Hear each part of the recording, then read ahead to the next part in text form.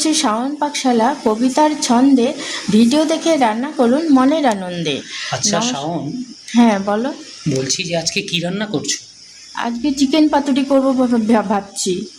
আচ্ছা, আমি ইউটিউবে দেখছিলাম একটা রান্না আছে, হ্যাঁ সেটা হলো ময়মনসিংহ জেলার খুব একটা ঐতিহ্যবাহী রান্না। সেটা হলো মিন্দা। সেই মিন্দাটাকে তুমি করতে পারবে? হ্যাঁ, কেন পারবো না, খুব ইজি এবং ঘরে রাখা ইনগ্রিডিয়েন্টস দিয়ে এই রান্নাটা করা যায়। তাহলে আজকে তুমি তাহলে মিন্দাটাই করে দেখাও। কিন্তু মিন্দাটা তো করতে হয় পাঁঠার মাংস দিয়ে, কিন্তু পাঁঠার মাংস তো নেই, ঘরে চিকেন আছে। তাহলে তুমি চিকেন মাংস দিয়েই চিকেন দিয়েই করে দাও। চিকেন দিয়ে তাহলে মিন্দাটা বানিয়ে দাও, চিকেন মিন্দা নাম দিয়ে দিও। ঠিক আছে, চিকেন মিন্দা হচ্ছে যে মিন্দাটাকে পিঠালি বলে, তো তাহলে আমি বলছি চিকেন পিঠালি বানিয়ে দিচ্ছি তাহলে আজকে। ঠিক আছে, তাহলে সেটাই বানাও। তাহলে আমাকে এর জন্য তো আবার একটু ইনগ্রিডিয়েন্টসগুলো জোগাড় করতে হবে, সেটা রেডি করে নিই, তারপরে শ্যুটটা করছি। ঠিক আছে। শুরু করছি শাওন পাকশালা কবিতার ছন্দে। ভিডিও দেখে রান্না করুন মনের আনন্দে। নমস্কার বন্ধুরা, শাওন পাকশালাতে সবাইকে স্বাগত জানাই। আজকে আমি বানাবো ময়মনসিংহ জেলার এবং জামালপুরের ঐতিহ্যবাহী খুব বিখ্যাত একটি রান্না, সেটা হচ্ছে চিকেন পিঠালি।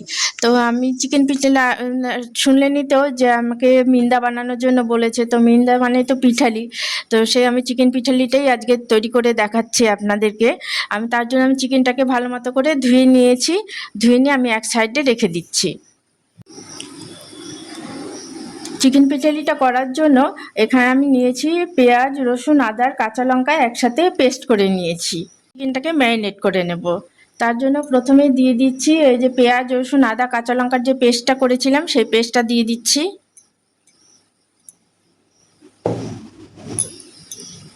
একে একে গুঁড়ো মশলা দিয়ে দেবো। প্রথমে দিয়ে দেবো হলুদ গুঁড়ো, জিরের গুঁড়ো, ধনিয়ার গুঁড়ো, লঙ্কার গুঁড়ো। ঝাল লঙ্কাটা আপনার অপশনাল, আপনারা যে যেমন ঝাল খাবেন সেই অনুযায়ী দিতেও পারেন, নইলে স্কিপ করেও যেতে পারেন। দিচ্ছি কাশ্মীরি লঙ্কার গুঁড়ো, দিচ্ছি পরিমাণ মতো লবণ, দিয়ে দেবো কাঁচা লঙ্কা। কাঁচা লঙ্কার কাঁচা লঙ্কা দিয়ে দিলে? হ্যাঁ, গোটা কাঁচা লঙ্কাই দিলাম। এটা তো একবারে বসিয়ে দেবো, এখন একটু ম্যারিনেট করে রেখে দেবো। আচ্ছা, তুমি কি জানো এই ময়মনসিংহ জেলার আর কিছু খুব বিখ্যাত খাবারের নাম? বিখ্যাত খাবারের নাম মিষ্টি জাতীয় খাবার আছে। সেটার নাম কি জানো?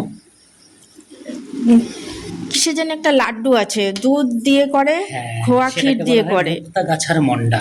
ও তাহলে আচ্ছা তুমি আচ্ছা। কি একদিন এটা করতে পারবে? হ্যাঁ, তুমি আমাকে দুধ আর চিনি এনে দিও, কারণ তোমার এখন বলবো, তোমার তো এক সপ্তাহ পরে আসবে। না, সে ঠিক আছে, আমি সেটা নিয়ে এসে দেবো। তুমি যদি রান্নাটা করে খাওয়াও তাহলে অবশ্যই নিয়ে আসবো। হ্যাঁ হ্যাঁ, নিয়ে এসো। দিয়ে দেবো এখন একটু কাঁচা সর্ষের তেল। এখানে যে ম্যারিনেশনের সময় যা তেল এবং মশলা দিয়ে ম্যারিনেট করতে হবে, এটাই রান্নার পরে আর কোনো মশলা ব্যবহার করব না। কিন্তু তুমি তো একটা জিনিস দিলে না। কি গো? সেটা হলো যেটা যে বললে পিঠালি, হ্যাঁ। সেটা তো তুমি এখনো দিলে না। না, পিঠালিটা তো এখন না। আর পিঠালি আমরা সাধারণত দেয় রান্নার শেষের দিকে, ওটা একটু জলে গুলে দিতে হয়, চালের গুঁড়ো দিয়ে ওইটা পিঠালিটা তৈরি করতে দিতে হয়।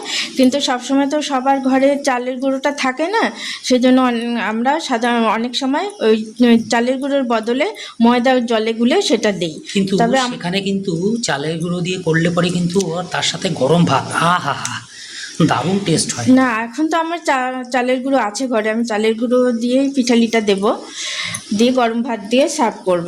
খেয়ে দেখো কেমন বানাতে পেরেছি কিনা। ঠিক আছে। হ্যাঁ, আমার কথা বলতে বলতে ম্যারিনেট করা হয়ে গেছে। এখন আমি এই 45 থেকে 1 ঘন্টা আমি ম্যারিনেট করে রেখে দেবো। আপনাদের হাতে যদি সময় না থাকে তাহলে আধ ঘন্টা রাখবেন। চেষ্টা করবেন যত বেশি টাইমটা রাখার, ততই চিকেনটার টেস্টটা ভালো হয়। যদি সময় হাতে না থাকে তাহলে আধ ঘন্টা অবশ্যই রাখবেন।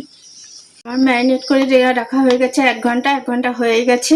এখন আমি কড়াইতে অল্প পরিমাণে তেল দিয়ে দিয়েছি, 1 চামচের মতো তেল দিয়েছি, যাতে নিচে লেগে না যায়। এখন আমি ম্যারিনেট করা চিকেনটা এর মধ্যে দিয়ে দেবো। আচ্ছা শাওন, হ্যাঁ বলো। তোমাদের আদি বাড়ি কোথায় ছিল? ঢাকা। তো, পূর্ববঙ্গেরই লোক।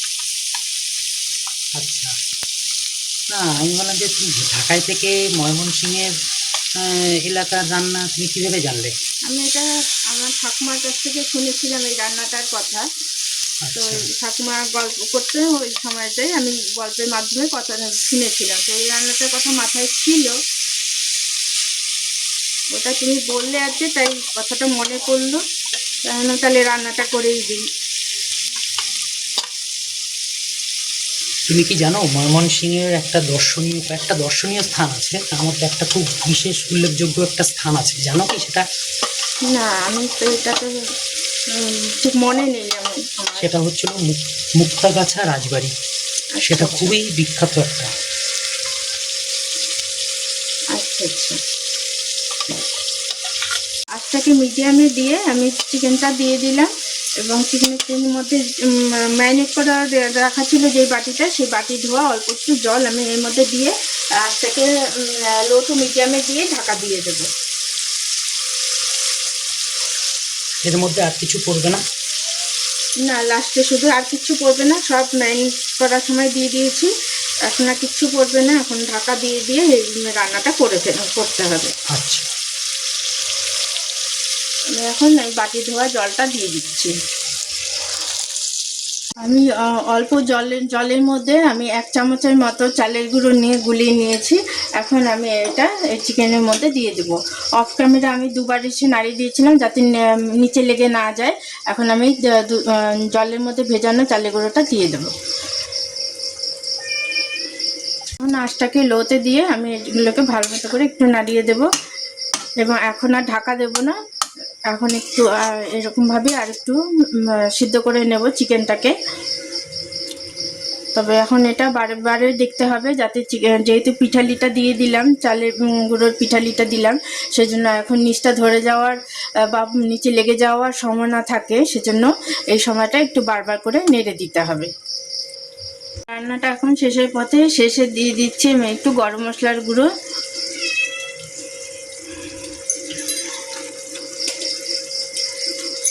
গরম মশলার গুঁড়ো দিয়ে নেড়ে নিয়ে আমি এটাকে